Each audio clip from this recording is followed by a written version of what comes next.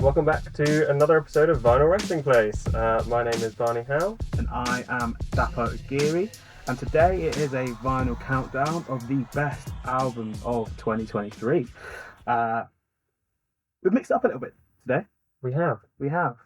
Our vinyl countdowns normally follow the format of we bring three albums each, then we discuss, we give you a top six.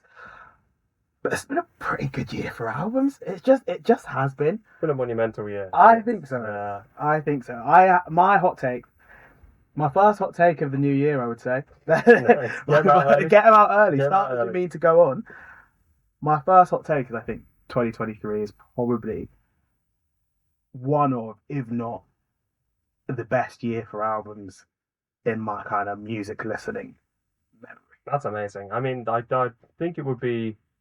There's definitely been the diversity in quality for many people to have had that experience. Like, it's been a banger year. A banger year. One thing that I really noticed was the different genres that stood out for me. And maybe it's because I'm listening to wider ranges of music, or I'm trying to explore and expand my taste. But I've been listening to indie albums, rock albums. Jazz has played such a big part in what I've listened to. Still got back to my roots of hip hop, R&B, whatever. Everywhere you look, in every corner of the world, every genre, every style, there are people making really, really, really good music. It's wonderful, and they just happen to drop all in 2023. We were saying earlier, prior to the recording, that we think finally the kind of effects of COVID have worn off on the industry. People are now properly back in the studio, have the time to properly do that recording with their bandmates. Back with their buddies. And it makes a difference. It really does. It feels like it's made a difference for sure. That being said, we felt it was just too tough to come with just 3 albums that we wanted to talk about. So we've got about 7 each. We're not gonna run through 14 separate albums. The way it's going to work today, me and Barney have had a long list, and we will kind of talk through the long list in its entirety. Then we'll give you a highly recommended, just missed the cut of the top 10. And then Barney and myself have picked 5 albums each that we really want to discuss. We'll talk about some albums that we felt were underwhelming, shall we say. There's definitely been some things I expected to be fantastic that maybe weren't. And maybe they're just bad albums. Also, there's an album. Not to spoil it, but there's something that I've been waiting to get a shit off my chest, because I just think someone's released a terrible album, but everyone's calling them a genius, and I don't like it. But on the positive side, we will then get to our definitive top 10. Top 10 albums of the year. Do you want to kick it off with your highly recommended, Barney? Yeah, I'd love to. I didn't come with quite as many as you did. So sorry, I did my homework. My full list I brought in was 6 albums. Okay. And then upon arriving and doing more research, I realised that one of them had come out. Came out in 2022, but shout out again to SOS by SZA, because it's a banging album. It is a great album. Great album. What, it came out December the 9th. Yeah, which is that's a whack time to release an album, in my opinion. I don't know, mate. I disagree. If I was dropping an album, regardless of what it was, you're dropping it June, July. Yes, that is the best time, especially for. So an album like that where you've got a few club bangers and whatnot, and but there is an element of competition, right? Right. So there are X amount of weeks in. That's true. But as an artist, maybe you should just back your music and release at the peak time. But I don't mind because similar time, Little Sims dropped her album, and Stormzy dropped his album. I think we spoke about. That's true. I think we spoke about them on the 2022. Yeah, we definitely discussed Sims and Stormzy. Yeah. They lasted the test of time, and it means you kind of get a head start on the next year. So everyone's listened to your stuff, and it's suddenly their most listened to song of the year following. That's what they got that pre-entry, early bird ticket. early bird ticket. It's an interesting theory. Off the top of the dome, are there any albums that if you had a longer list that you probably would have mentioned or that spring to mind? There's one that I think will make your top 5, but I'll mention him now. An artist Dapo and I had the joy of seeing. One of the best artists Dapo's introduced me to in some time. Absolutely beautiful singer, incredibly talented, and fantastic live performance as well. Crazy live performance. He's definitely in my my top 5. Yeah. It's interesting because speaking of the last vinyl countdown we did, I put his EP in my my top 3 projects of the year. And the album is just so much better. The album is incredible. I remember when we went to see the show, I left and I said it to you, but I said it to a couple of people. I was like, some people just have it, and he has got it in abundance. He's unbelievable. Like, this podcast is basically a SIPO. It really is. I'm a massive fan. He is amazing. There's something almost like punk about him in my mind. He's just so I don't know. So like it feels anti-establishment, doesn't it? Yeah, it does. It really does. He doesn't really say that much. No, he doesn't. It's the tone of the voice, and I just think there's a confidence about the way he is as a performer, which just really draws people in. Yeah, totally. Yeah. He's I think he's genuinely one of a kind. He's certainly one to watch in the future, and he's like 21 or something. Infuriating, isn't he? I mean, he is. He's the sky's the limit. The ceiling is so high. My highly recommended. Go on.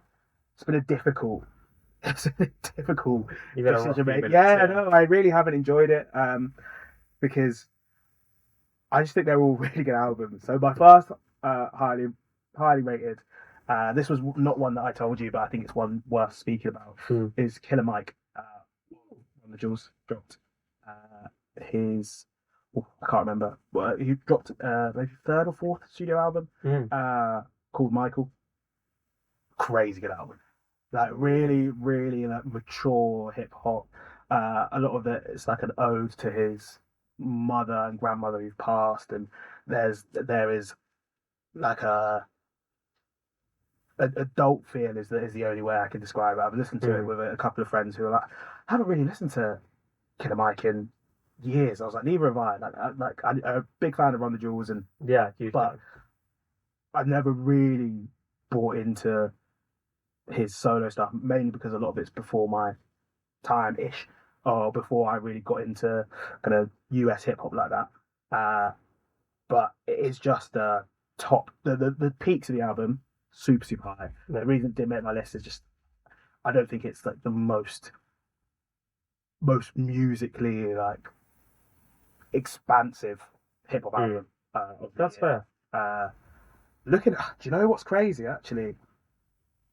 I think all 3 of my highly recommended are the hip hop albums that I've chosen. Really? This is such a change for you. Yeah. You were such a hip hop boy when we started doing this. I thought he's broadening his horizons. I know, maybe you're having an effect on me, Barney. Maybe finally you're infiltrating me. Yeah, it's actually I'm making you taste more boring. With that in mind, my other 2 highly recommended are No Name's Sundial. Yeah. And J Huss's Beautiful and Brutal Yard. Yeah. No Name's album, I think, is incredible. Yeah, I really enjoyed Sundial. I thought it was very good, but in my mind, I don't think it lived up to Telephone. I hear it. I think it's not that far away. No, I agree with that. But I don't know. I like it to. I would like a subsequent album to always be better, comfortably better. That's a good point, or at least comfortably different.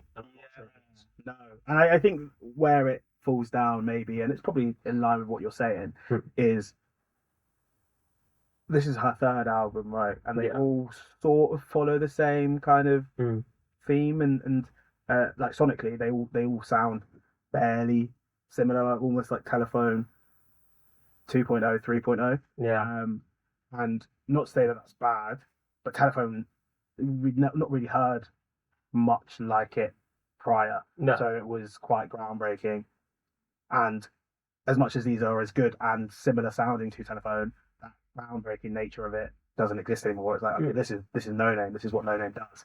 I don't think there's anything wrong with an artist having a sound as well. I want to put that out there. It's just I like to hear, especially in this kind of area, I love to hear like the artists evolve and like try new things. There were some songs on here.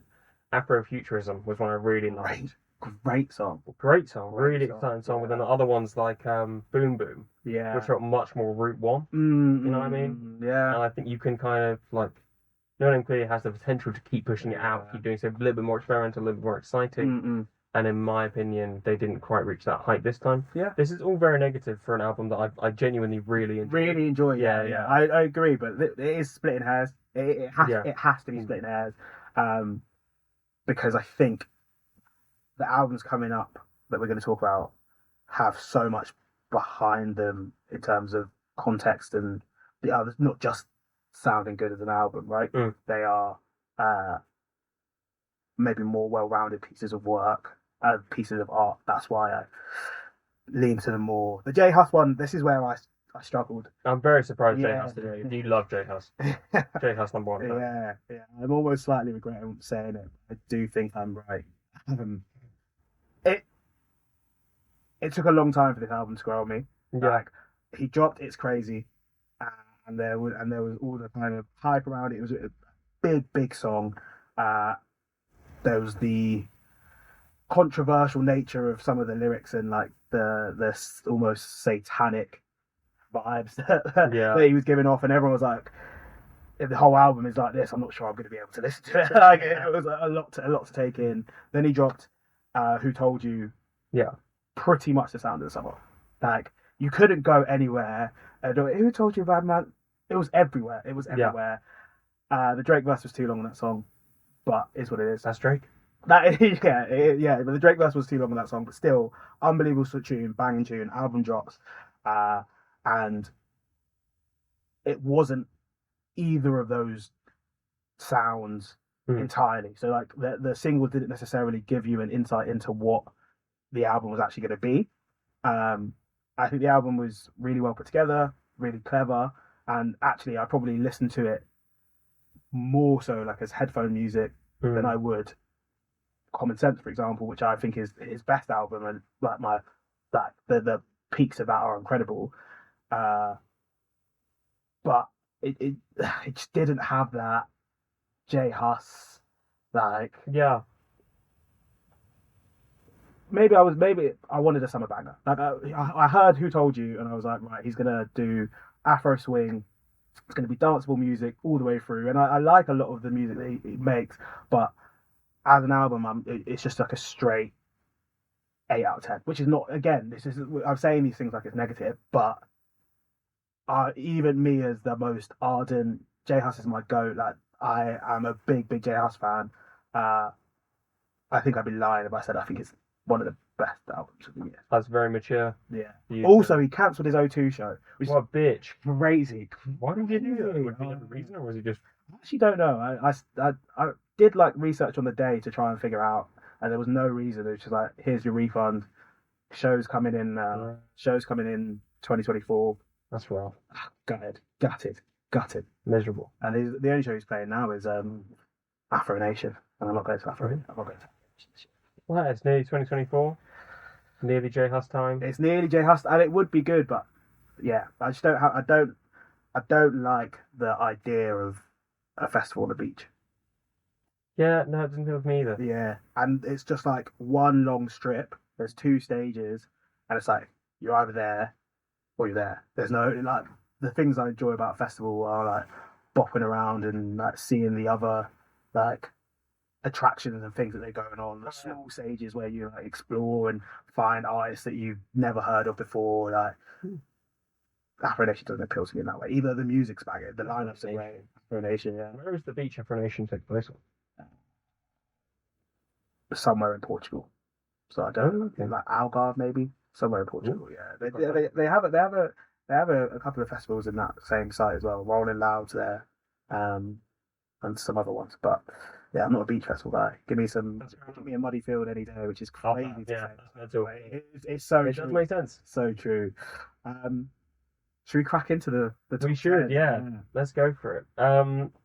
Would you like to do one after another? Try and take it in turns. Yeah. We'll take it in turns. Yeah, let's take it in turns. Yeah, I think there might be like ones that lead into each other. You know. Yes, that's true.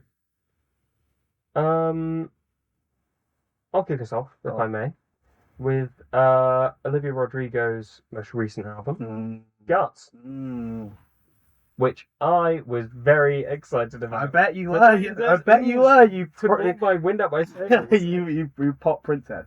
I am a pop princess. This is my main point about Olivia Rodrigo's new album. So Guts, I think Olivia Rodrigo herself is very talented. Yeah. Just in general, she's like 17. No, she's not 17. Maybe she's not 17. She's not 17. But she's like, she's young. That's so correct. I'm just outwardly lying. You are. She's 20 years old. She's 20. She's still young. She's basically 17. She's basically 12 now. So, it's kicking it off right from the top of the album. We got All American Bitch and Bad Idea Right. And they had what I think we've talked about this quite a bit. Social media is increasingly important in terms of getting artists the plays and numbers they need, but it also has the secondary effect of making a song immediately uncool because it becomes a TikTok song. Yeah. If you listen to All American Bitch or Bad Idea Right and try and forget about TikTok, they're really good songs. They're really fun, rocky numbers. Yeah. With great tonal variation. They're kind of switches in the two of All American Bitch in particular of having there's a screaming section that goes straight into the kind of very angelic all the time, I'm sexy all the time bit, which is wonderful. And I know this is probably my most mainstream choice in here. Yeah. It is one for the pop princesses. Yeah. But I think there's something else we talked about is that I'm just a huge fan of ladies who rock. I think a woman rock. Woman rock. I think woman rock is great. It's a great genre. There isn't really much that I have to say about it. I'm just a huge fan of the Rodrigo. Yeah. I mean, I've talked about All American Bitch, but I do rap, but Vampire is also a banger. It's a good song. Ballad of a Homeschooled Girl is definitely underrated in my opinion. It's one of the least listened to ones on Spotify, I believe. I love it. You're such a you're such a slave to the numbers. You can't get enough. Getting back higher numbers, but still a good song as well. I'll be totally honest. I don't think it's great. I don't think it's bad. I have a lot of time for Olivia Rodrigo. I think a bit of a force of nature in the making. Can't put her foot wrong. No. And I think she's super talented. The album just doesn't necessarily move me. I think Vampire is a good song. I probably would say Bad Idea Right is best song. I don't hate the fact that it's TikTok songs. I get the it does make things uncool, right? It does. But it then just permeates all of your life. There are so many songs that the first time I heard them, I was like, oh, God, this isn't great. But then you hear it 100,000 times. What's that? Have you heard of a song by a guy called Paul Russell called Lil Boo Thing? Oh yeah, the Lil Boo Thing. Yeah. Hated it. Immediately hated it. It's actually just it's good fun, high energy pop, and I feel like that's kind of where Olivia Rodrigo sits. The more I hear it, the way it impacts kind of social media almost converts it into good music. Wow. Almost it does because you can hear something 100 times and continue to hate it, but you hear something 100 times and it grows on you. Maybe it is actually just good. I don't know. It's kind of you kind of put on an interesting point there where you said it's not something you related to. and I don't relate to this either. Yeah. Like, do I think this album has changed the way I think about anything? No. Do I think it's pushed boundaries of music? No.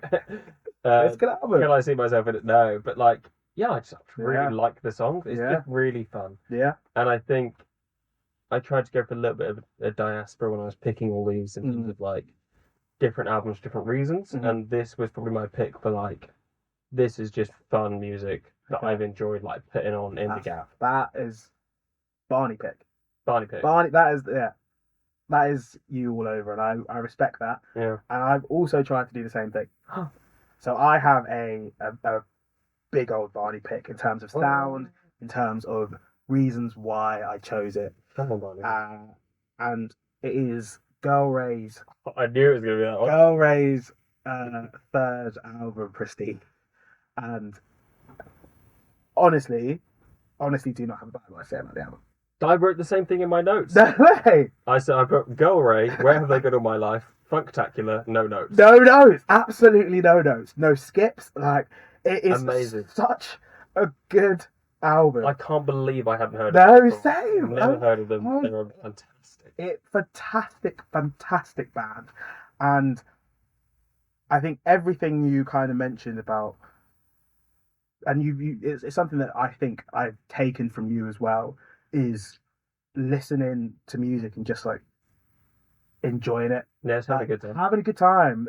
Mika, right? That sort of. Yeah, I love Mika. But this is like Mika, but then actually when you break it down, there is always going to be like an element of musicality that really engages me about Carlray. One of the things that I found, a lot of the bass lines and riffs were like familiar. And I was there like tapping along. I was like, this sounds like another song, and I was like, this one sounds like Cool in the Gang. Like it takes little influences from here and there, and just puts it out in a beautifully wrapped bow. And I'm like, yes. Yeah. There's nothing wrong with this album, and I think the nice thing about it for me is, I just feel as though, regardless of what your music taste is, regardless of what you're into, Carlray are somewhere in the intersection. They are. Yeah. You. This is the sort of tune that I would play in almost all of my social circles, and I don't think I would get much pushback. No. But I think they are. I'm almost disappointed in myself that I didn't know who they were before, and they say that they're an indie rock band. Part of it's almost like you say, funk. It's almost like disco, and I was like, this is incredible. I would say my favourite song, "Wanna Dance," is a really good song. Yeah. Everybody's saying that. It's a really good song. True Love is an amazing. True Love was my standout. Yeah, it's really, really good album. I think it's really well put together. And I've gone back and because I'd never heard them before and listened to their previous projects, and they are good. But I think this is like their crescendo. They really nailed it with Prestige, and I can't wait to listen to this album for the rest of my life. How did you stumble across Carlray? I lived my whole life guided by cookies. That's good. Yeah, both the food and the internet. Yeah. It was an Instagram ad. Oh wow! It was an Instagram ad. Thank you, Instagram. Thank you, Instagram. Honestly, I was just scrolling through stories, and it was the advert for the album, and I think it's Everybody Saying That was the song that they used for the advert, and I was like, fucking hell, this is amazing. That's a bop. Yeah, I was like, this is a bop. Paused the advert, went straight on SoundCloud, downloaded the album, listened to it on my way home, and I was like, this is I love that. Serious. That's serious. Very nice. It was a nice organic way to discover a new artist, and they completely took over my year. That's so fair. That's my only Barney pick. That's fair enough. I mean, yeah, I think we have very different approaches to music in general. I think you do take more of a scholarly approach. To be quite frank, you just know more about music than I do. Debatable, but I don't think it is. I'm not trying to sound like I'm pro. Just don't understand it. It's just that's a guitar. That's me done most of the time. I have a lovely time. I love listening to all the songs, but just all of them. All of the songs. All of the songs. All of the songs. And speaking of songs I love listening to, another one in my top 5 for this year is "Crazy Mad for Me" by CMAT. So, right, this album so very nearly made it into my top 5. I think it's an incredible album. I was very lucky. My friend Kingsley, shout out Kingsley, friend of the pod. We were just talking about albums over dinner, and he was like, "Listen to CMAT. There's a song called Vincent Company. It's amazing." And listen to the whole album, and listen to the album before, and honestly, you won't regret it. And I was like, bet, I'll take the time. Put Vincent Company on. I was like, right, I need to listen to this whole album straight away. And great. Why did it make your? So I'm very rarely into something early, but I've been listening to CMAT for 3, maybe 4 years now. Right, trendsetter. I don't know how it happened. She had a song she released ages ago called "I Want to Be a Cowboy Baby," which is a banger. And ever since then, I've been kind of hooked on her. And this is her first full album release. She's done a few EPs before this, as you say. But yeah, it's just kind of, it's everything I hoped that she would be at this point. So, I Want to Be a Cowboy Baby and those kind of ones from that era, like KFC, they're very like, so for context, she is an Irish singer. Like very deepest, darkest Irish. Oh, really? Yeah, but you wouldn't get at all from the music because it's very southern country. Yeah. Pop stuff. Pop, folky. Yeah. It's very fun music. I don't think it could be fun. Yeah. And now she's kind of like mixing a lot more with like more deeper soundscapes. Like there's often multiple layers to each track. Like Vincent Company is a great example of that, I think. But other ones like Where Are Your Kids Tonight featuring John Grant, which I'm a huge fan of, is like a much sadder song that like we're like talking about kind of the difficulties of getting old and that kind of thing, and like, but then she'll bring it back round with things like Have Fun is the final song on the album, which is about having fun. Yeah. I'm just such a big fan of her. I think she's very much glam rock kind of thing. So I think CMAT is really positioning herself to have a key part to play. Key part in that era. I saw her maybe 3 months ago. Yeah, I saw her at the O2 Shepherd's Bush. Nice. Absolutely fantastic show. She was wearing the craziest outfit. Outfits plural. Love that. Her band was all wearing like matching black suits and black parade. They had like dance routines in every song. It was fantastic. One of the things that I really like about CMAT as an artist is something that I look out for, is being unique and just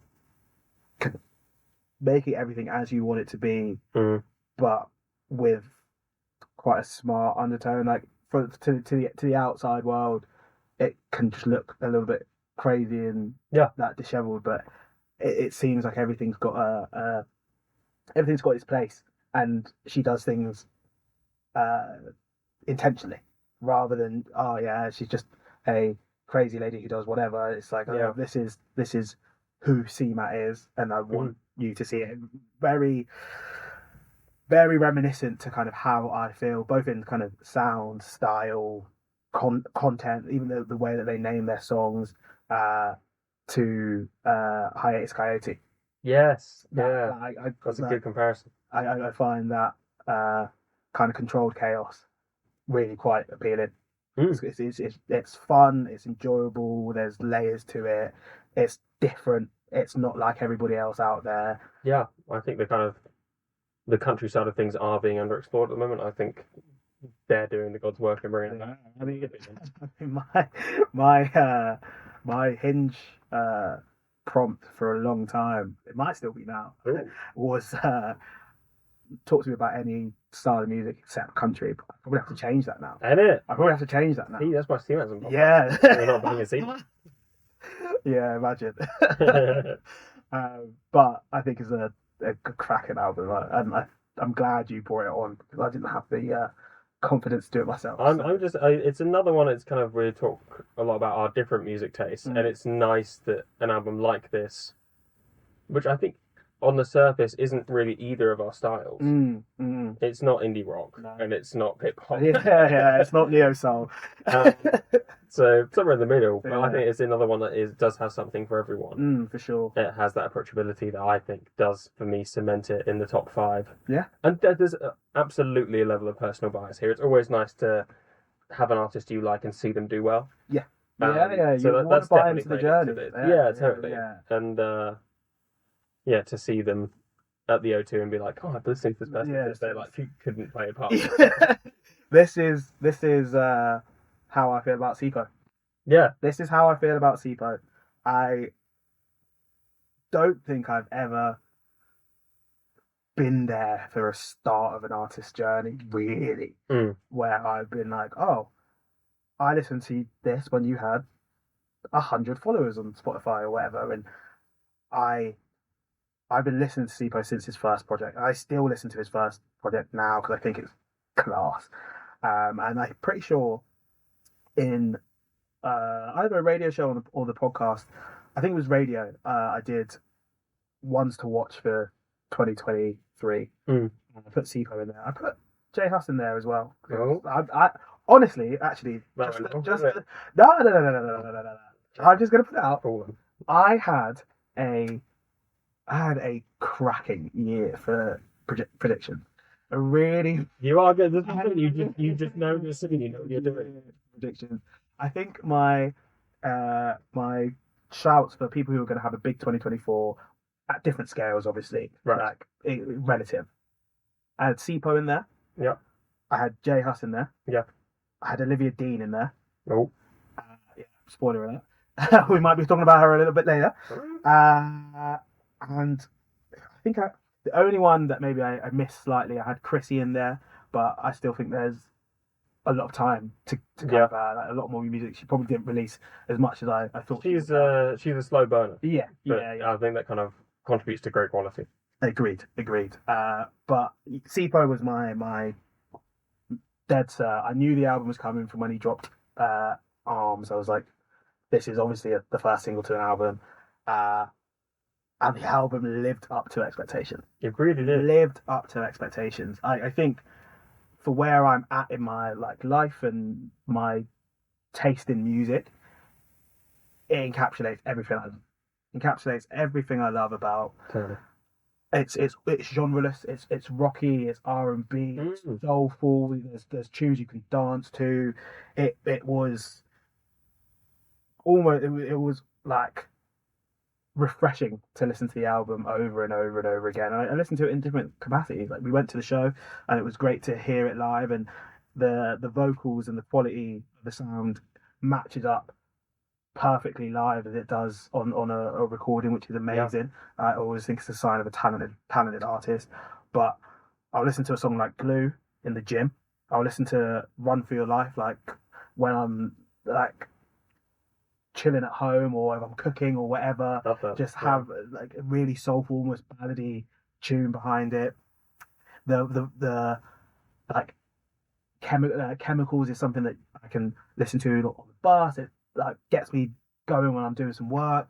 There's just so much variety and there's so much variety and consistent quality in the album, and I love it. And I think as well, one thing that maybe I didn't give him enough credit for, or I never used to give him enough credit for, even as a fan, was actually the power of the words as well. Like, I think he's got great lyrics. The lyrics are incredible. Yeah, the lyrics are incredible, and I actually don't know his background, but the album covers like him sat on a prayer mat. Yeah, so I don't know if he's of like Muslim descent or not, but the album itself is called Prayers and Paranoia, and there are a lot of elements of like dealing with faith and dealing with hardships. I super resonated with it, and I think it was so eloquently put, especially the kind of titular tracks, Prayers and Paranoia, respectively. Yeah. I think he really tells a story, and um, it's one of my favorite things to listen to. I keep trying to be objective and be like, okay, let's put personal bias aside and listen to it again as an album, and it still holds up. It's just so good. Yeah. And for a debut album, just think about phenomenal. what he could come out with in the next 5 years. And it kind of goes to what we were saying about No Name. Well, at least what I was complaining about No Name and what you just said now. Like, he's so unafraid to take a risk and jump around those genres. And like, this is a rock album. Yeah, it is definitely for sure. Yeah, for sure. Which is so cool. And I felt like one of the really nice things as well. I'm not sure if you noticed it when we were there. The show was at Jazz Cafe, and the audience was just super diverse. There were like people like, sometimes you go to a show and everybody looks how you expect them to, and that's not a bad thing. But different music appeals to different people. Whereas I feel like his music appeals to different people. Everyone was different. It was like Noah's Ark. Yeah, honestly, it was crazy, and that's really nice to see. And it's the kind of unifying nature of music, and I think more power to SIPO and come on the podcast, because we're your biggest fans, mate. We've been doing all this free promo now, Jake. But I do think it's definitely a very deserving album of the top 5, top 10. No, I absolutely agree, and I know I didn't put him in my personal top 5. I had him as a recommendation, but I do think like Dapo always changes my mind on these lists. Whenever we do them, he's a very good salesman. I'm pushy. I wouldn't be surprised if he ended up in top 5, because this is an absolute banger of an album. Something else we've agreed on, which is very nice, is, and you mentioned her just now, Olivia Dean.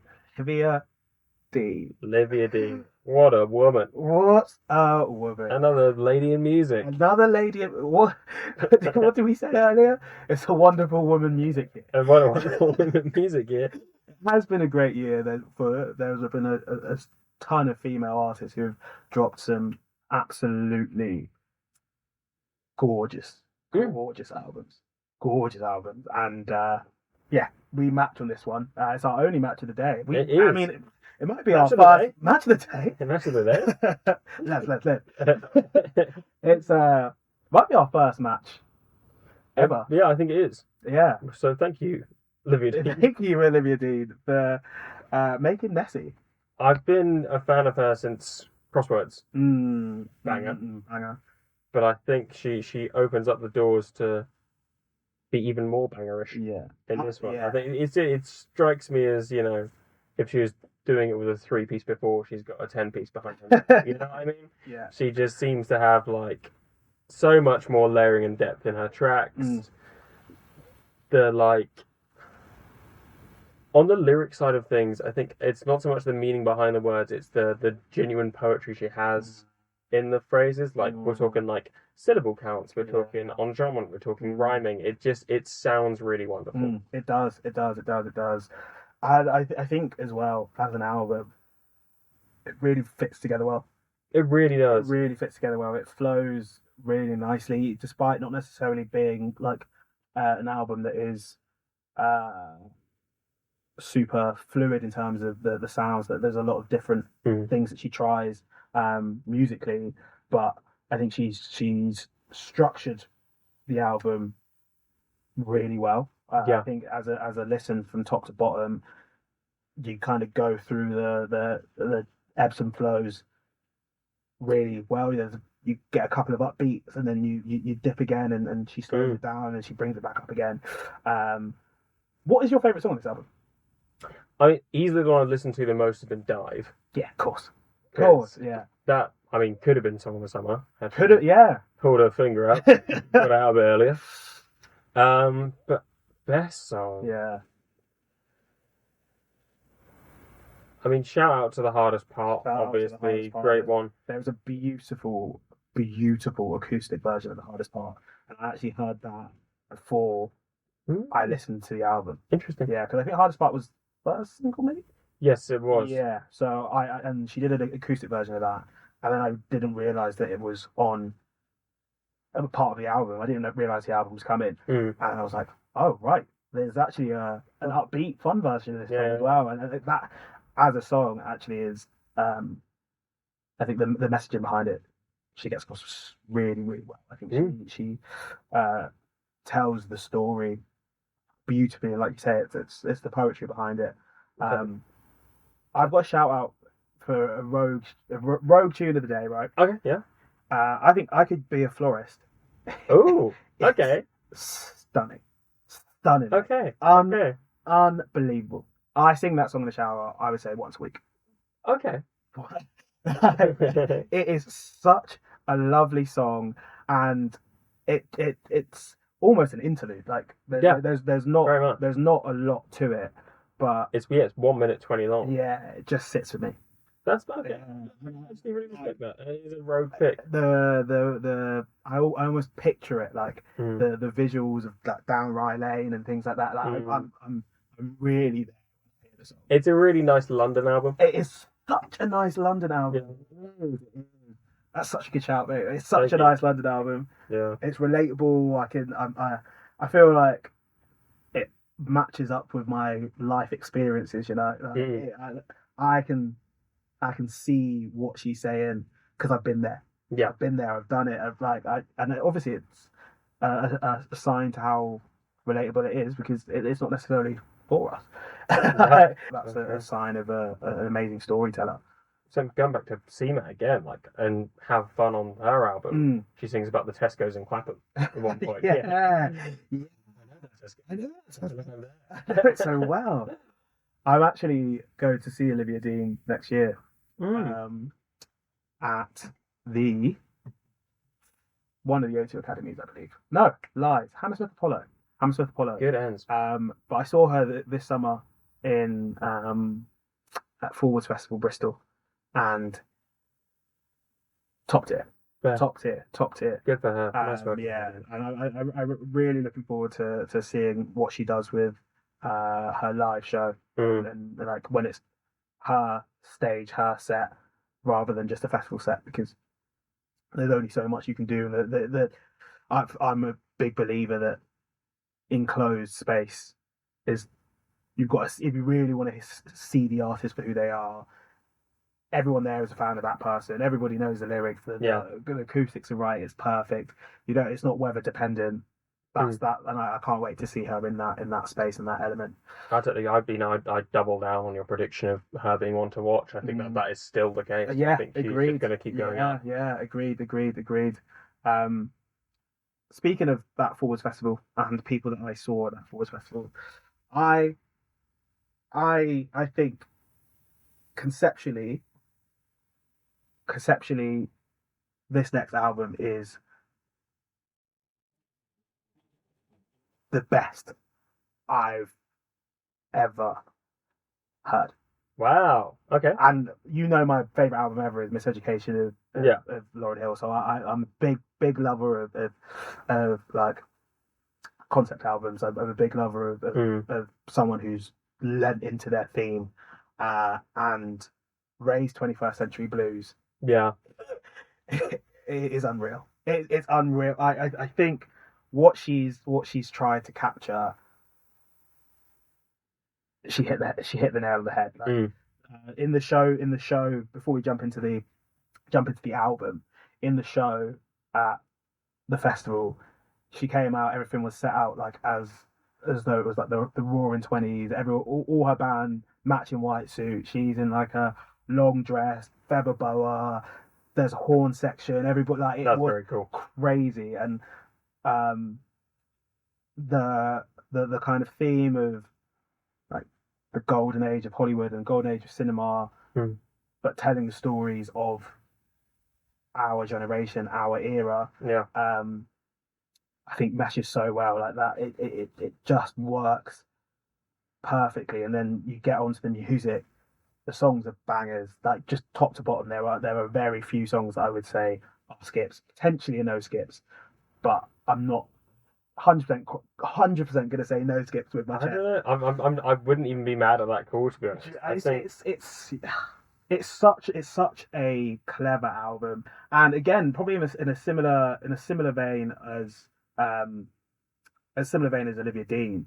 I think everything's so relatable on this album, and that's what she wants. Like it's talking about what it's like to, well, from a very personal point of view, to be Ray in the industries that she's in, and the world that she's been living in the 21st century, and it is, I think, quite stark how much she puts across in a single song, like something like Escapism. Yeah, you could, like, again, another one of the songs of the summer, like, it was just everywhere, but you actually listen to the lyrics and you're like, oh right, you're actually talking here, like you are chatting. Black Mascara again. This was the biggest note I put, was that this is probably the most meaningful album we're talking about today. 100%. Such the one that stood out for me in that kind of area is Hard Out Here. Yeah, about terms of like how she's dealt with just the horrors of the industry. And it, like, they're literally name checking the white rich CEOs, and it's like, fair play. It needs to be discussed. It needs to be said, and like it's more of a testament to her that she's been able to take horrible experiences and create a platform to speak on these things. Yeah, and also do that without at any stage losing the quality of the music. Yeah, she doesn't compromise her artistic integrity. No, it's very much in the Kendrick stream in my mind, and that kind of thing, like stating these very important, like, social issues and commenting on them. Yeah, but also at the same time, it's a banger. Yeah, which is occasionally is quite a jarring thing to experience. Yeah, it's so true. I think it's actually a really good comp. Yeah. But often with Kendrick, I think the element comes where, I almost don't want to hear it. It's always weighing you down. Like, I want to hear the music, but I don't want to hear the message. Yeah. Whereas I feel like with Ray, and it probably comes from different genre, being able to be a bit more like soulful, and she's got the melody and the vocals to carry through. But despite knowing that the content itself is quite dark and is quite raw, you can't stop listening to it. You can't stop. Like, Escapism is not a happy song. No, not at all. Like, I'm there at a festival, dance away, saying I don't want to feel anymore. Like, it's not a happy song. Yet you can't stop listening to it. Mary Jane, I think, is a unbelievable take on like substance abuse in our generation. Like, it's. I think maybe I'm reading a bit too much into this, but the song itself is almost so casual, and you kind of are lulled into a false sense of security, and then you're like, wait a minute, she's talking about like her struggles with addiction or substance abuse or whatever, and I find it so apt for like our generation, where like it's all fun and games because we all get a little bit wavy, we all get a little bit messed up, but people don't actually take it into account. It's a big problem. We are talking about a serious issue, and we kind of just brush it under the rug and move over. And you can almost do that with a song where it's like, it's a lovely song to listen to, and she's like, wait a minute, Sweet Marvelous Codeine is not something that we should just be brushing over. That's not a normal statement, a normal sentiment. I think this album was like a coming out party, like a birth of a star, and she's obviously got that pedigree, former Brit School. She's worked with so many people, the Jax Jones tunes that blow up the world and break the internet. Like, she obviously has the talent, but it's really nice to be able to see an artist make their music say exactly what they want to say, and like receive all the flowers that they deserve for it. Because I mean, Mercury nominated, like, potentially should have won the Mercury. I was either this or Messi. I would have put above, because it was the Ezra Collective.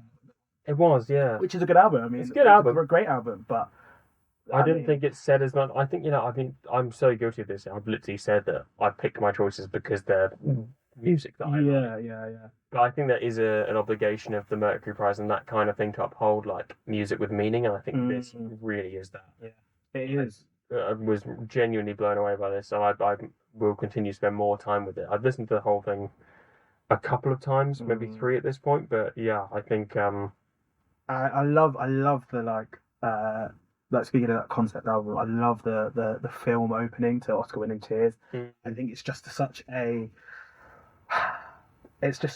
clever way to start the album, and it sets you off on the right route. And it's so intelligent. Yeah, so intelligent. And again, we're talking about all these artists like Ray's 26, CMAT's 27, and they're probably the oldest artists that we're speaking about.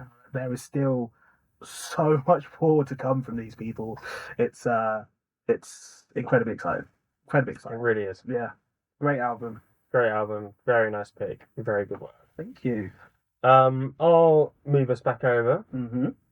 Somebody who might be older, actually. I'm going to talk about Caliucci's Red Moon in Venus. Okay, yeah, okay.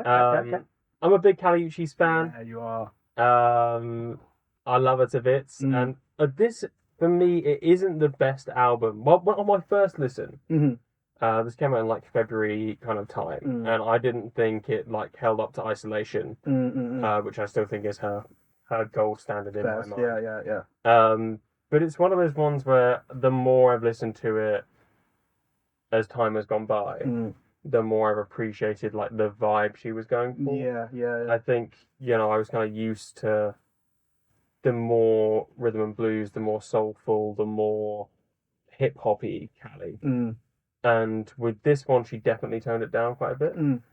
But to kind of take the time and understand that isn't necessarily a bad thing, it is just a different thing. And to watch her develop and grow in that way is really nice. And, it's that we have the kind of similar to what we said about Ray. There's a really nice short opening one, In My Garden, going into I Wish You Roses. It immediately sets up that kind of idyllic walk through nature vibe that this is, like a sunset in this sultry meadow.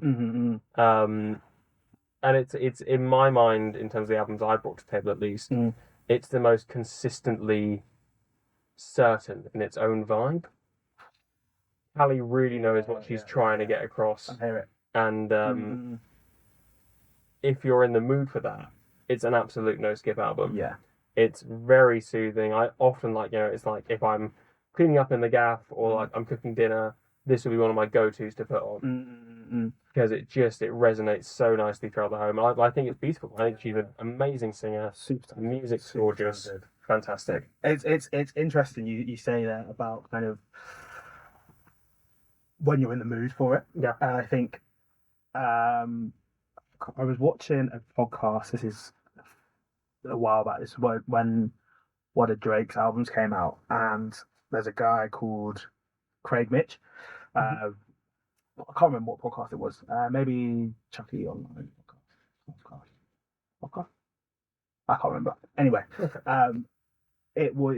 he was saying we are too quick in our era, in our generation, to write off artists, write off albums, because when we first listen to it, it doesn't slap, or it doesn't hit the same way that you think it should, or that you expect, or it's a different sound. Absolutely. But music is, and we say it all the time, music is subjective, and it's meant for different spaces, and you need to sit with an album. The arguments he used, he's like, if I'm listening to a Drake album and I'm working, it's probably not. It's just in my headphones while I'm at work.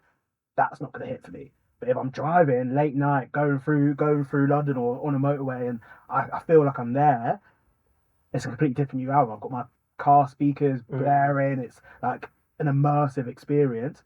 Cool, the album's there for me, and I think this album is a really big testament to that, where it's like in the right settings. Yeah. Perfect. Yeah. And like you said, no skips. And I think Caliucci is there's a few artists that kind of just quietly get about their business, and you don't realise that they're just dropping gems on a regular basis. I think she's an interesting case study because I kind of would have thought she would have hit the bigger time by now. The thing is, I think there's an argument to say that she is big time. Like if you look at the numbers to lean into to lean it like somebody saying numbers. Like she's got millions of followers. Her monthly listeners must be through the roof. Like I just don't think. Yeah, 37 million monthly listeners. Do you know what I mean? She's not necessarily an artist that like throws themselves into the public eye like that. Like, obviously, you can't avoid being in the public eye like that. It's more let the music speak. I'll do the things that I want to do. If people want to follow that and if people like that, great. But that's not gonna be the driving force of why she makes musical decisions or decisions otherwise. It's just, this is where I'm at. This is the space that I am in as an artist. Take it. If you enjoy it, great. If you don't, so it's not that. I think we live in an era of clout chasing isn't the right word, but it's like a marketplace where everybody is competing for our attentions. Yeah, and then they want to be the shiny new toy, and look, of course, there's a big appeal that comes with that. But I have a lot of respect for artists who make the quality music. They are very much up there in terms of talent, but everything else that goes around it doesn't necessarily bother them or appeal to them. Like an artist that comes to mind, particularly because he's worked with a few of the people that we're speaking about today, is Daniel Cedar. Yeah. He just kind of drops a project when he drops a project and lets it be. And carries on just working and perfecting his craft and trying new things. And I think it's refreshing to have people at the highest level still like that, you know? Yeah. Very nicely put. Yeah. Very good album. Very good album. Very good album. Very good album. Thank you. I'm glad you agree. No, it's been a great year. It really has. It's been a great year. It's been a great year. How many more do we have left? Because I still want to get my bee out of my bonnet. I think we've got one each left. One each left. Should we crack on with the last 5? We'll give ourselves a bit of space to mull over and breathe and think what is gonna make the top 5. Sounds like a plan. And then I'll go on a bit of a rant if that is. No, I've got some complaints to make as well. Yeah, let's get it. All right, I think it's your turn to tell your last of your 5 in no particular order. It's worth reminding everyone this is in. So the last of my 5 albums is probably my biggest left fielder. Big fan of jazz music.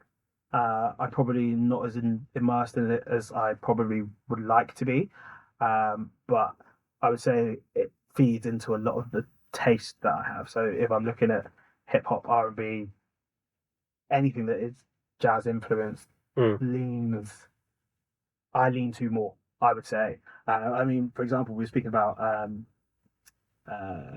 No Name earlier. I think Gospel is the best song on that album by a long way, just because I think the jazz influence behind it is top tier. But with that in mind, my final top album of the year is Black Classical Music by Yussuf Days. Yeah. So Yussuf Days, for those who don't know, is a drummer from London, and I am a super big fan of people who make their instrument work for them, and it's something that I've been seeing. I've definitely said it on the pod before, but you could see it becoming more and more prominent across music, especially in the UK. I would say, where instrumentalists are taking the lead. They are at the forefront of what we're doing. A good example, and also another cracking album from this year, Venna. I mean, Venna, it's a cracking album, and really, most of it is just him and his saxophone, and people respect him obviously through the quality of his production. Yeah. But the features that he's got on it, Mick Jenkins, Masego, like there are so many people who are amazing artists in their own right who are turning to these instrumentalists and saying, okay, actually, yeah, that I want to jump on this thing. I really believe in the project that you're making, and I think Black classical music is a real testament to that. I think it's a journey of an album to listen to. Like, Yeah. there is so much intricate musicianship. That's the word, right? Yeah. Yeah. It's crazy. Yussuf Days himself is, in my opinion, top 2 or 3 drummers I've ever seen like live. Like just the control and the ability to do things that, especially that maybe like outside of the rock space as well. I feel like a lot of drummers in that space are going crazy, and it's maybe a little bit more respected in that lane. Whereas in jazz, well, not just jazz, but in kind of maybe more mainstream music, the drummer takes a bit of a back. Seen as like the tempo setter. Yeah. Whereas very much in this album, front and center, it's not just the title is probably a bit misleading. It's not classical music at all. It's very heavy jazz. There's a lot of African influence, but there's also influence from across the globe. Like Ponde Plaza is a really, really lovely song with kind of a almost reggae vibe to it. There's a lot of songs that take a lot of South American influence, and it's really it's a real diverse, enjoyable listen. And I'd recommend, even if you're not a big jazz fan, give it a go. Give it a go. It's always one of those things. It's a rewarding listen. Yeah, I totally agree with all that, to be honest. I think, it's very much, it's musicians' music. Yeah. It's like, there's a lot of very intelligent things going on here.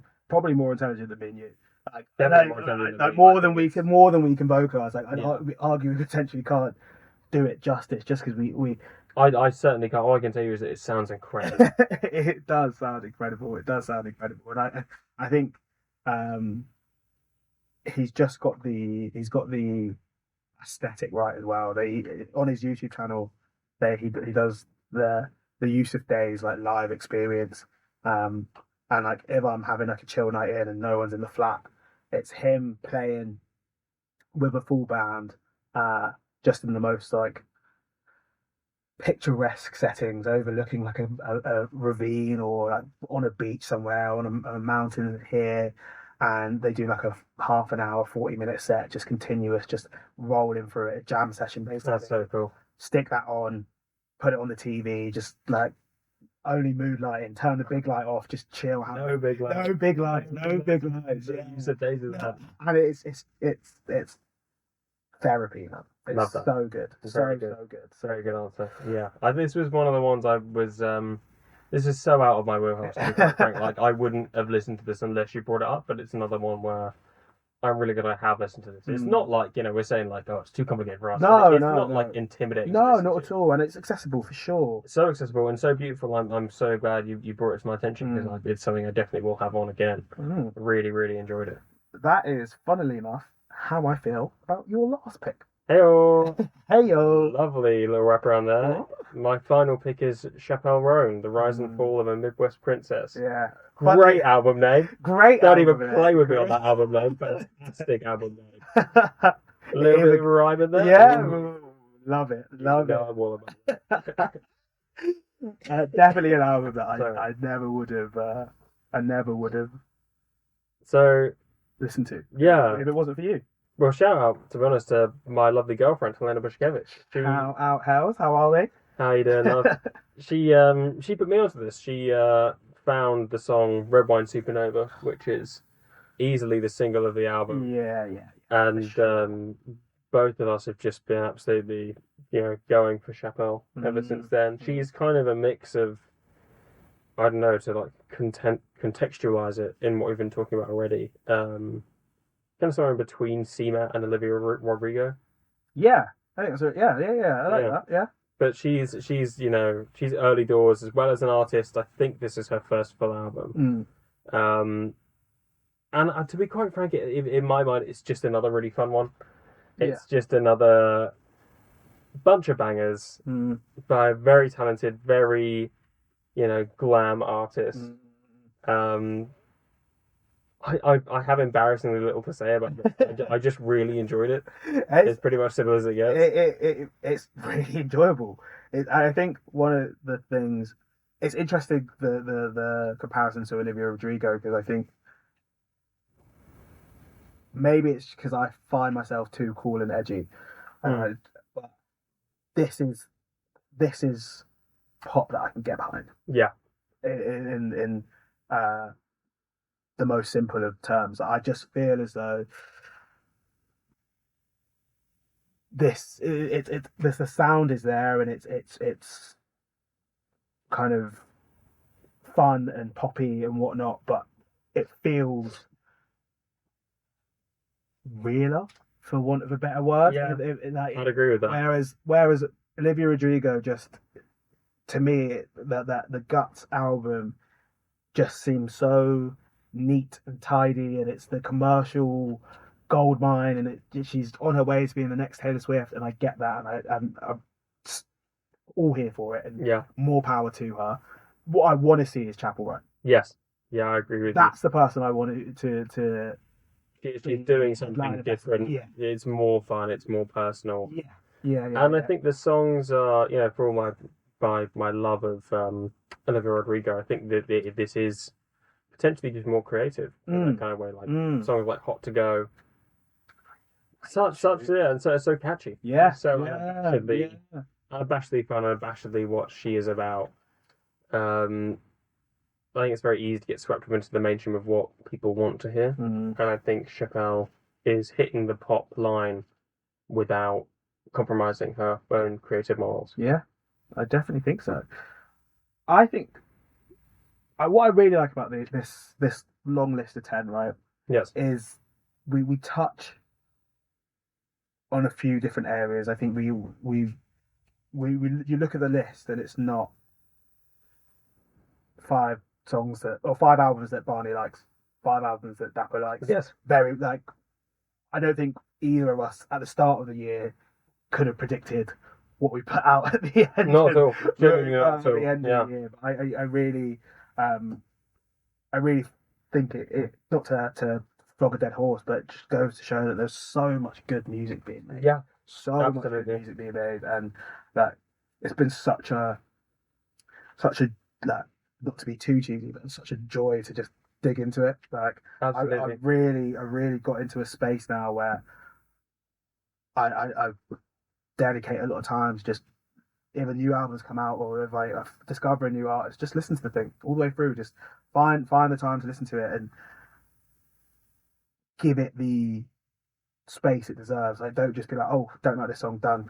Get it off. Actually, just listen to the album, do a bit of reading into why the things are the way that they are, and got a really big appreciation for it. I don't know how we're gonna split. It's gonna be 10 to 1 is gonna be nuts. Do you know what? I genuinely think.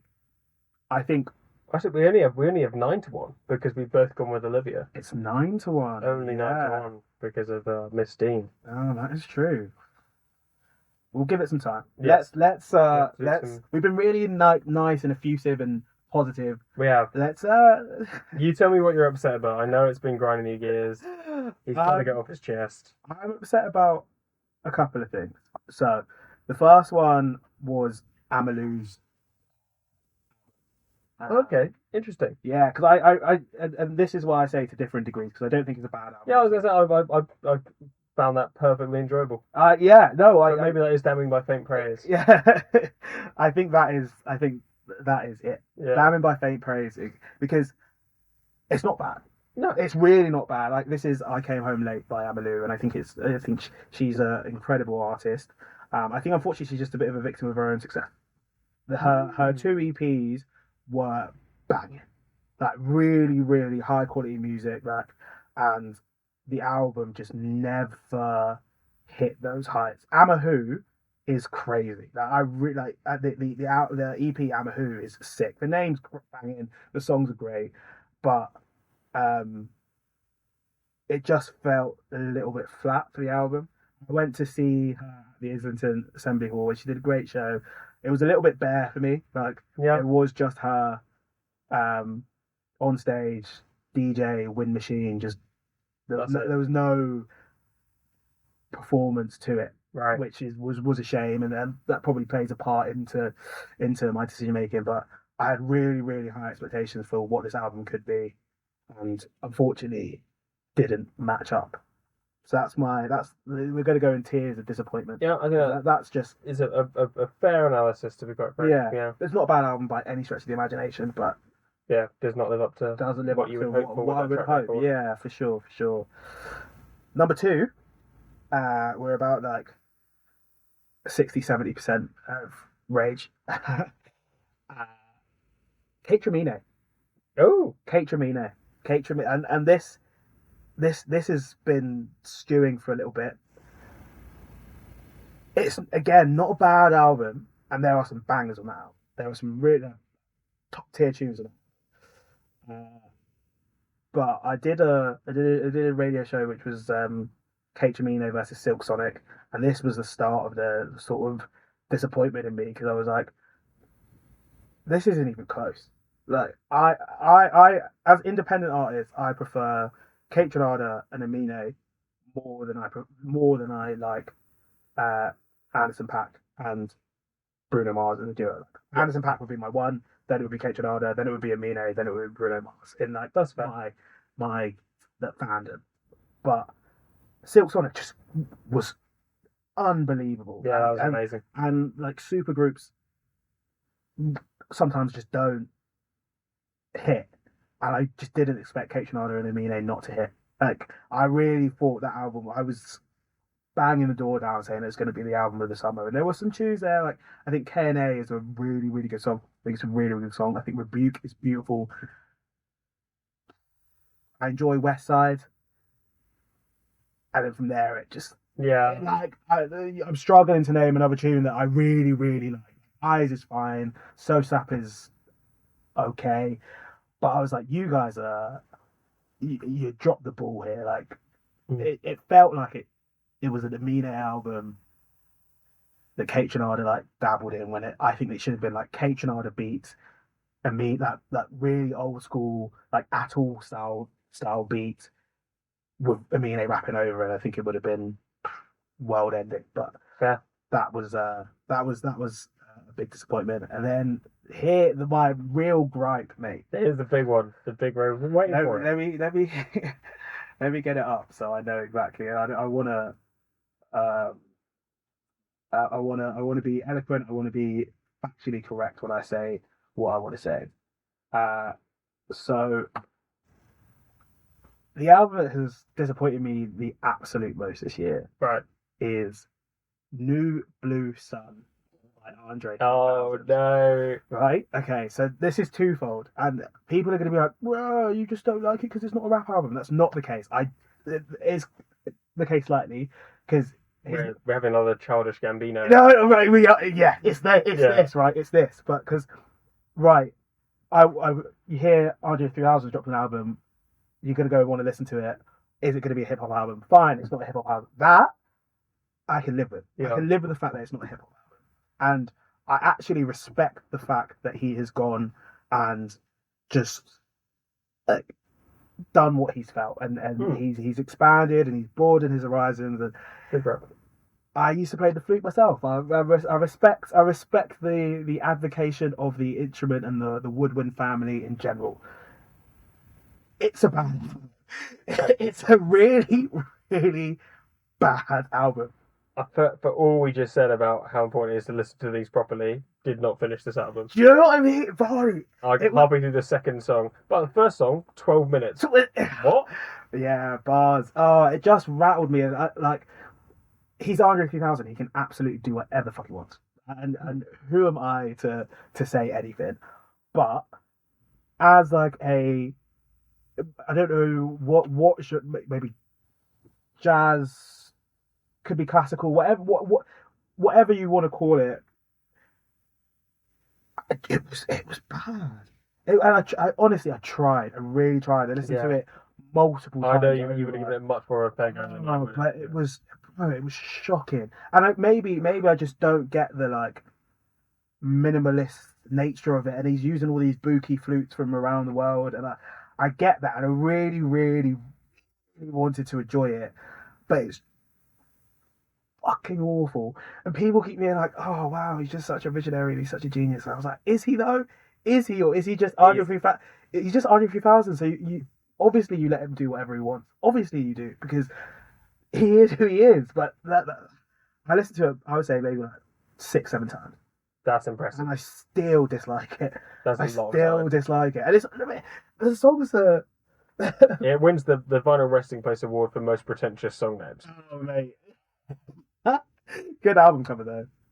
Yeah, it's good album cover. I like the album cover. It's kind of like Star Wars. It is quite Star Wars. But I just for those of you who aren't aware of this album, who are listening in, the first song is called "I Swear I Really Wanted to Make a Rap Album, but this is literally the way the wind blew me this time." That's too long.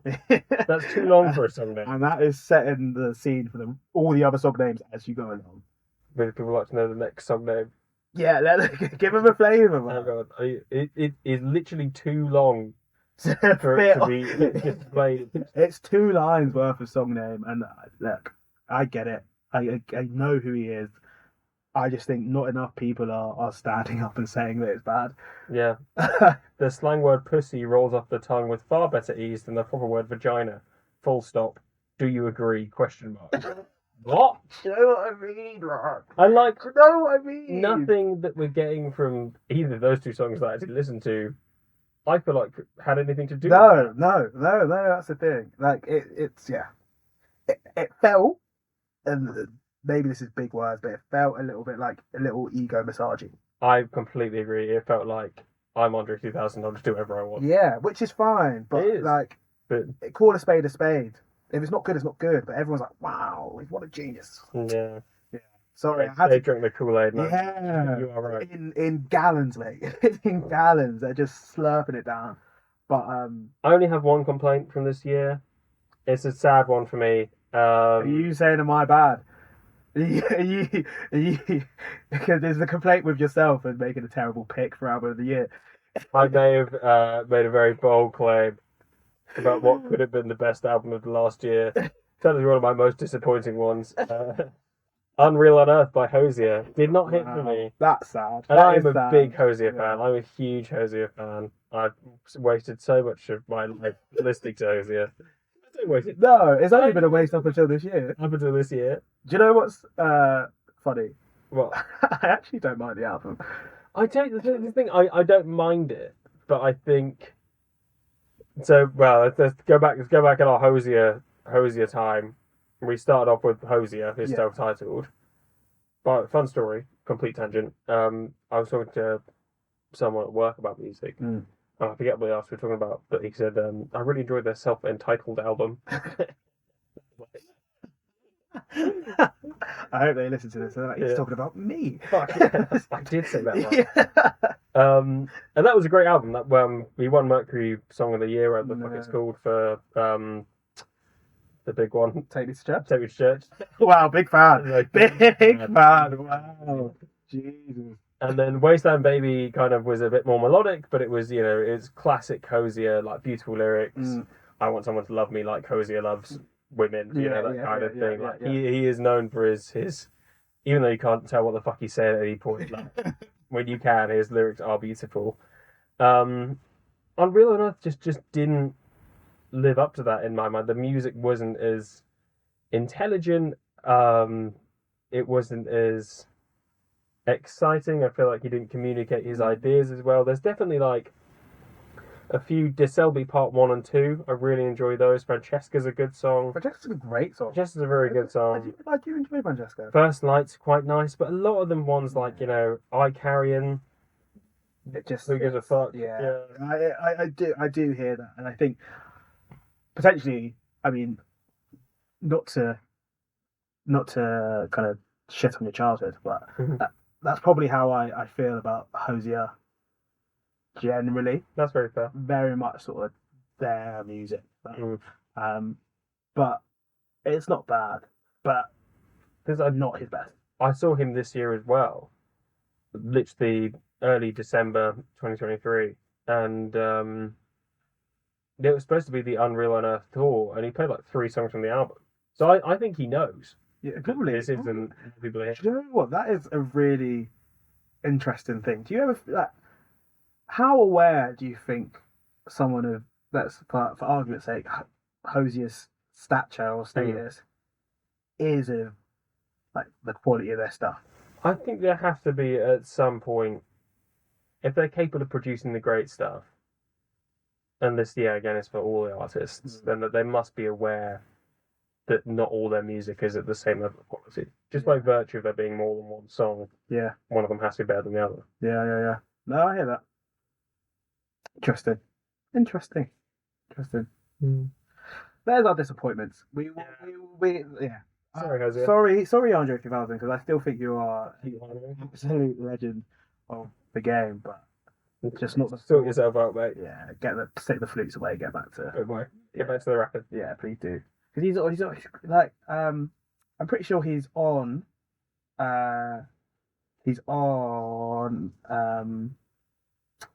Killer Mike album.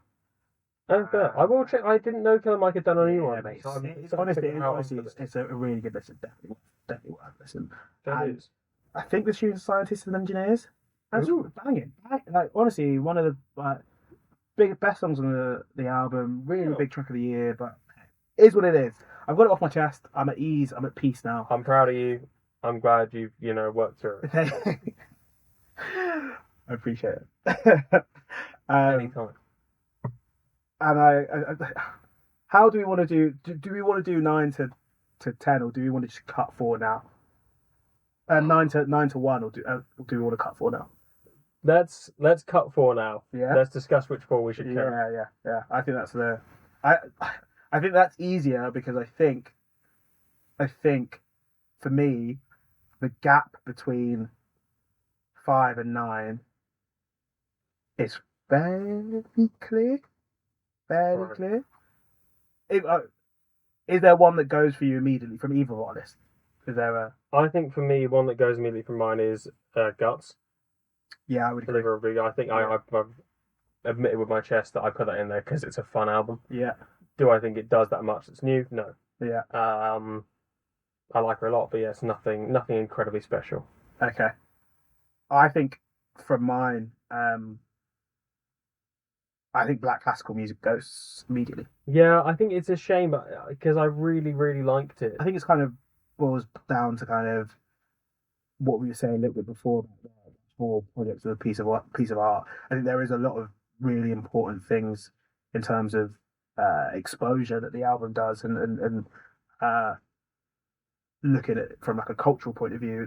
I think it's really important there, but like music wise, content wise, doesn't necessarily say too much, and it's hard. Yeah. It's largely instrumental album. It's almost limited by its form, but its form is what makes it so interesting. Exactly. Yeah. I think we are both in agreement that Olivia Dean needs to be in the top 5. That makes sense. We've both picked her, so Yeah, it would be rude not to have her. Exactly. I'd be willing to lose Caliucci's maybe, I think. Yeah, yeah. I'm a huge fan. I really enjoy that album, but I think, by my own admission, I don't think it's as up there as some of her own previous works. Yeah. Like I said, I think tonally it's fantastic and it's very consistent. I think she has, to be quite frank, one of the sexiest voices on the market. Do you know what? I've been thinking it when we were having that discussion. Yeah. She sits in that range of like sexy artists. There was a period of time where it was like her, SZA, Doja Cat were just like, it was just like sexy music. Yeah, I do agree.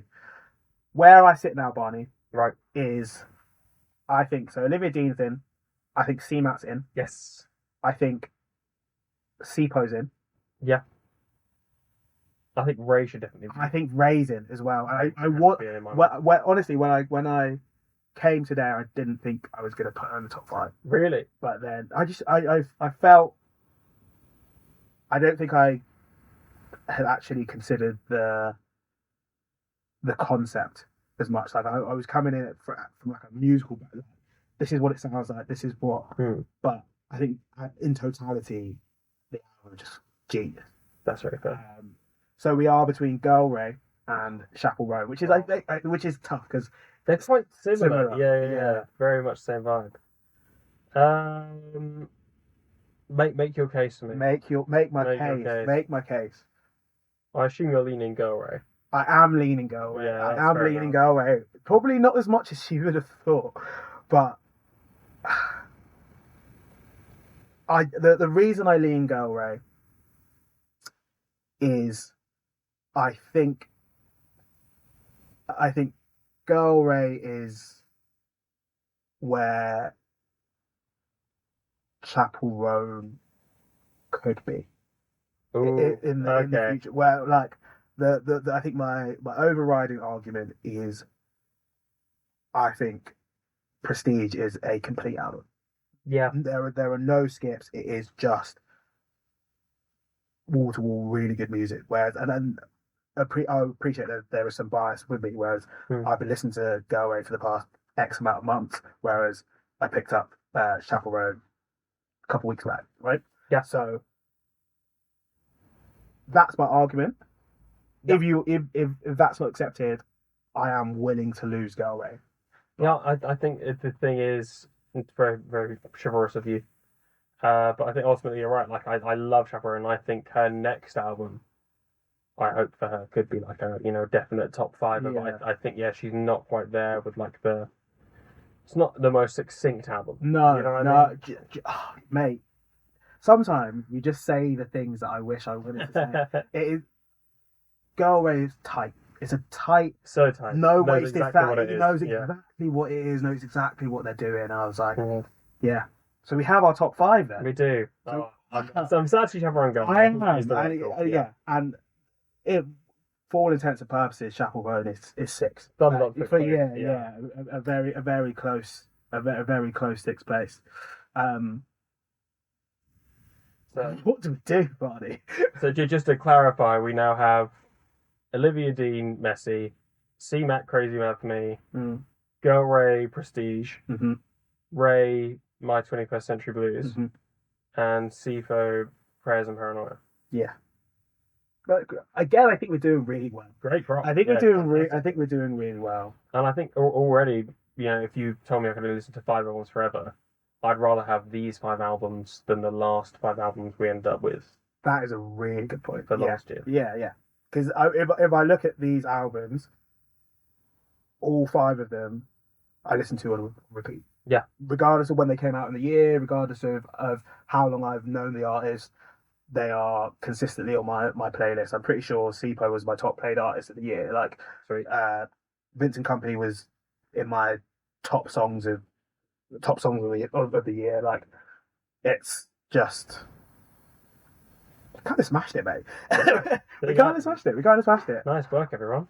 I think number 1 is clear in my mind, and it's the rest that mix. Really? Yeah. Oh, talk to me then. So I think Olivia Dean is number 1. You think Olivia Dean's number 1? Wow. I think Olivia Dean is number 1. Why? When Ezra Collective won the Mercury Prize, I said I think it should have been Olivia Dean, and I think I still think that. That's so fair. To not be too reductive, I think it's the best album that was made this year. I think very, very reasonable. I think it was the best album that was made this year. I just think overall, sonically, it is my favourite thing to listen to.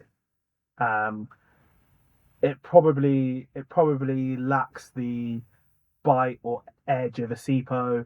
It probably doesn't have as strong a storytelling as a Ray. It probably doesn't kind of like give the same level of energy or fun as a CMAT or a Carlray.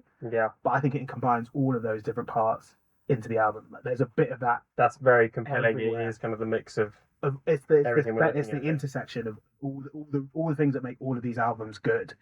Olivia Dean's got a little bit of that in there.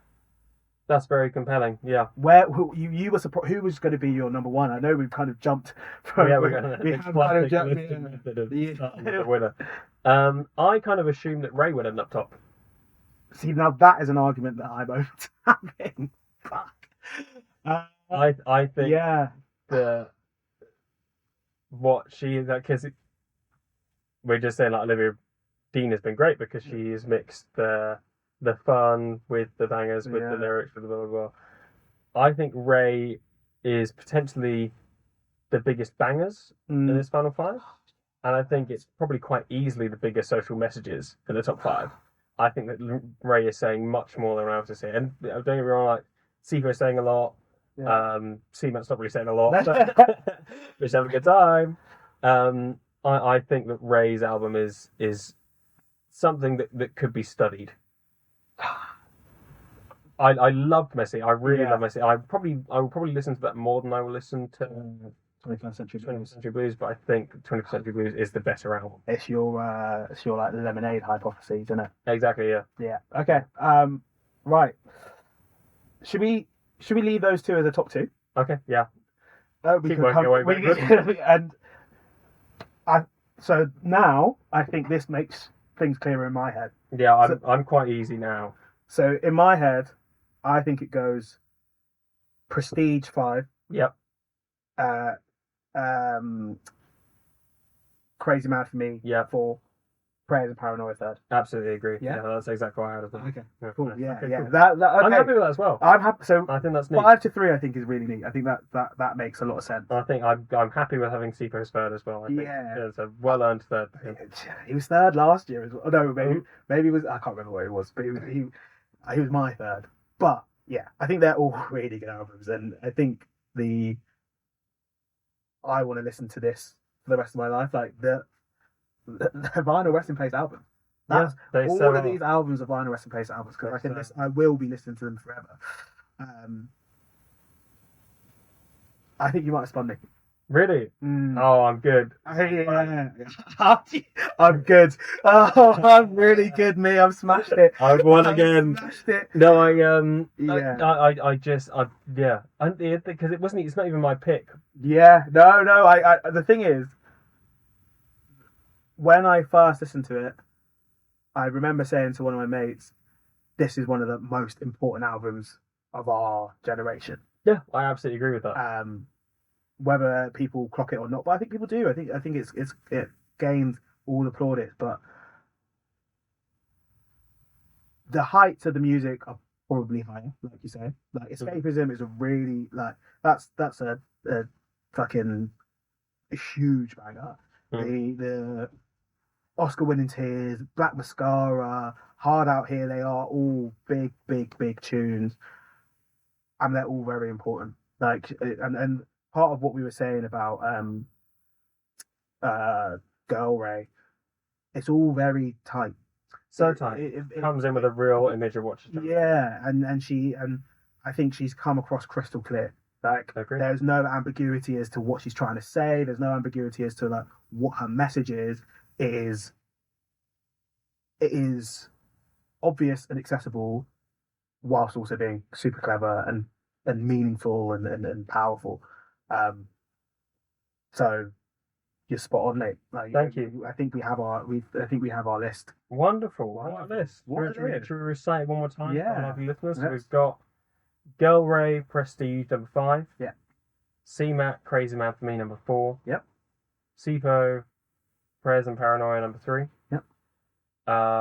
Olivia Dean. I keep nearly saying Olivia Rodrigo. She's not in the list, bro. Olivia Dean, Messi, number 2. Yeah. And then in first place, the best album, according to Vinyl Resting Place of 2023, is My 21st Century Blues by Ray. Yeah. I'm very happy with that. Very happy with that. I think that's a really solid list. Yeah. I think we've done the list that we came with justice. I agree, and let us know what you guys think. I mean, if you think we've absolutely missed the mark, or there happens we didn't even talk about. Yeah, I'm sure there are. I mean, even as we were speaking, Die Hard Hosier fans yeah. coming out the woodwork. I'm gonna get the Android 3000 cronies on me there. Coming They're gonna at you hunt me down. But that was a really fun one. That was really fun. I really enjoyed that. Please do drop a comment, like, follow, subscribe, all of that good stuff. And we'll catch you very soon for another episode of Vinyl Resting Place. Bye-bye.